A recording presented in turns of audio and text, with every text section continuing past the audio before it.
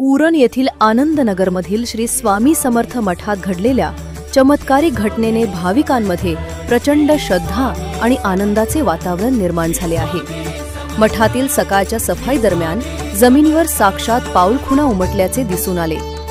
विशेष म्हणजे या पाऊलखुणा पुसण्याचा प्रयत्न करूनही पुसल्या न गेल्याने त्या श्री स्वामी समर्थांच्या पादुका स्वरूपात प्रकट झाल्याचे मठातील सदस्यांनी सांगितले।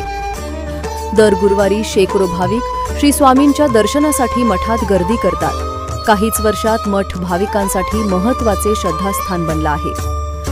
आज झालेल्या या घटनेने स्वामींचे अस्तित्व आजही मठात जिवंत आहे असा भाविकांचा ठाम विश्वास अधिक बळकट झाला आहे। या चमत्काराची बातमी काही क्षणातच परिसरात पसरली।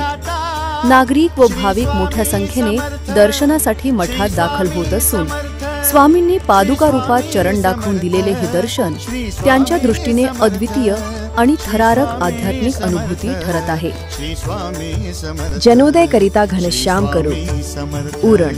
श्री स्वामी समर्थ, श्री स्वामी समर्थ, श्री स्वामी समर्थ।